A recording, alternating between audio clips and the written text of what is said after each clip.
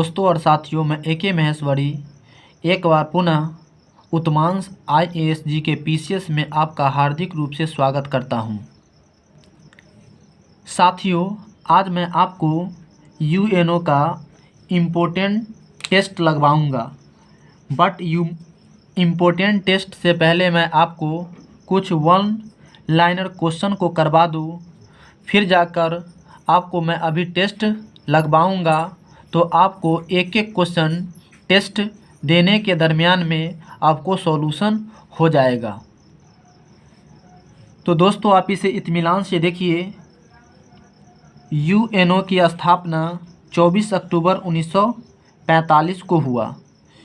UNO का मुख्यालय New York, north America में पड़ता है। UNO के गठन में USA, रूस, इंग्लैंड, फ्रांस, चीन मेन भूमिका निभाया। UNO के भाषाएं, इसका कुछ हम ट्रिक्स निकाले हैं दोस्तों। ACEFRS। A फॉर अरबी, C for China, E for English, F for French, R for Russia और S फॉर स्पेनिश।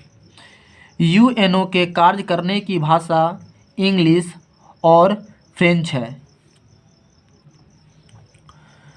UNO के ध्वज यानी फ्लैग हल्की नीली पृष्ठभूमि पर ऊपर से खुली दो जैतून की वर्गाकार शाखाओं के बीच स्थित विश्व का मानचित्र है। UNO का मेन गोल जो है अंतर्राष्ट्रीय सुरक्षा एवं शांति बनाए रखना। UNO का मेन गोल राष्ट्रों के बिटवीन में यानी मध्य में समान अधिकारों को तथा आत्मनिर्णय के सिद्धांत पर आधारित मित्रतापूर्ण संबंधों का विचार करना। मित्रों, आप इसे इत्मीनान से देखिए। अभी आपको मैं टेस्ट लगाऊंगा, वह टेस्ट आपको कितना बेहतरीन सॉल्यूशन होगा। सामाजिक, आर्थिक, संस्कृति एवं मानवीय क्षेत्रों में अंतर्राष्ट्रीय सहयोग को प्रोत्साहन करना, ये जो UNO का काम है। UNO का मेन गोल एक राष्ट्रों एवं दूसरे राष्ट्रों के बीच संबंध को स्थापित करना। UNO का मेन अंग जो है दोस्तों महासभा, सुरक्षा परिषद, आर्थिक एवं सामाजिक परिषद, सचिवालय, अंतर्राष्ट्रीय न्यायालय और न्याय परिषद। यह जो UNO का जो 5 अंग है, यह बहुत ही इम्पोर्टेंट है साथियों। UNO के कार्यपालिका को सुरक्षा परिषद भी कहा जाता है। सुरक्षा परिषद के अस्थायी सदस्य कौन कौन है? तो 5 है। कौन कौन देश 5 है वो दोस्त आप देखिए। यहाँ पर मैं एक टिक्स बनाने का प्रयास किया हूँ। ABCRF। A for America, B for Britain, C for China, R for Russia और F फॉर फ्रेंच।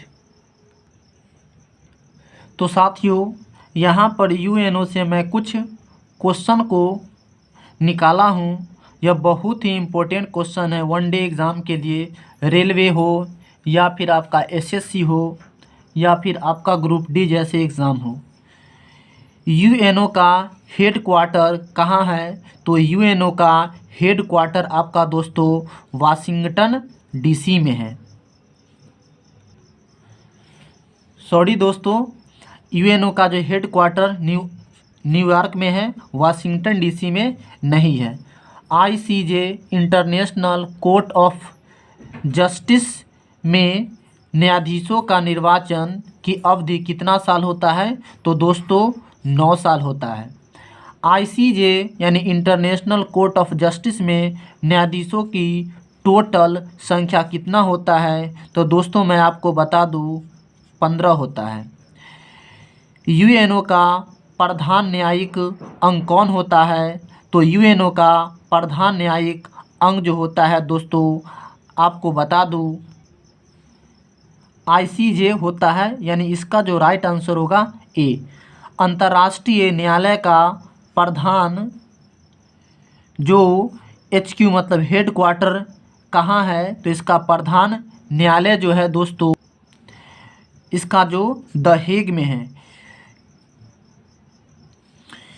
UN के स्थापना के समय इसकी सदस्य संघों की संख्या कितनी ही थी? तो दोस्तों मैं आपको बता दूं कि इसकी सदस्यों की संख्या UNO की स्थापना के समय इनमें से कोई नहीं था। वर्तमान में UNO के महासचिव कौन है? तो UNO के महासचिव वर्तमान में एंटोनियो गुटेरस है।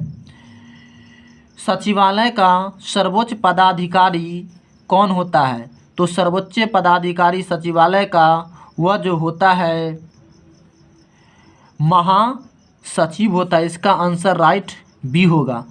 UNO के व्यवस्थापिका को क्या कहा जाता है? तो UNO के व्यवस्थापिका को महासभा कहा जाता है। सुरक्षा परिषद की सदस्य की संख्या बढ़ाने संबंधी संशोधन कब से पारित किया गया? तो यह किया गया था 1961 से साथियों। यहाँ पर दोस्तों मैं 10 नंबर क्वेश्चन एक बार और एक्सप्लेन कर देता हूँ। सुरक्षा परिषद की सदस्यों की संख्या बढ़ाने संबंधी संशोधन कब से स्टार्टिंग किया गया था? 1961 से। सुरक्षा परिषद के अस्थायी सदस्य कितने होते हैं? तो 10 होते हैं। निम्नलिखित में से सुरक्षा परिषद के अस्थायी सदस्यों की संख्या निम्नलिखित में सुरक्षा परिषद के अस्थायी सदस्य इसमें से कौन है दोस्तों? तो आपको USA है। UNO के कार्यपालिका को क्या कहा जाता है? UNO के कार्यपालिका को सुरक्षा परिषद कहा। दुनिया का सर्वोच्च न्यायालय किसे कहा जाता है? दुनिया का सर्वोच्च न्यायालय इंटरनेशनल कोर्ट ऑफ जस्टिस को कहा जाता है, यानी इसका जो राइट आंसर सी होगा। UNO के ध्वज का रंग कैसा है? तो UNO के ध्वज का रंग हल्की नीली है, यानी इसका आंसर दोस्तों बी होगा। UNO के कार्यकारी भाषा निम्नलिखित में से कौन है? तो इसमें से UNO के कार्यकारी भाषा आपका जो है वह फ्रेंच है, रसिया नहीं है और चाइनीज नहीं है, इंग्लिश और फ्रेंच है। तो यहाँ पर दोस्तों आपका अंग्रेजी होगा। UNO के गठन में कुल कितने राष्ट्रों ने भूमिका निभाया था? तो UNO के गठन में निम्नलिखित 5 राष्ट्रों ने भूमिका निभाया था। UNO का सचिवालय कहाँ है? इसका जो सचिवालय है वह बर्न में है। UNO का नामकरण निम्नलिखित राष्ट्रपति ने किया था। तो UNO का नामकरण जो किया था रूजावेल्ट ने किया था, रूजावेल्ट ने किया था।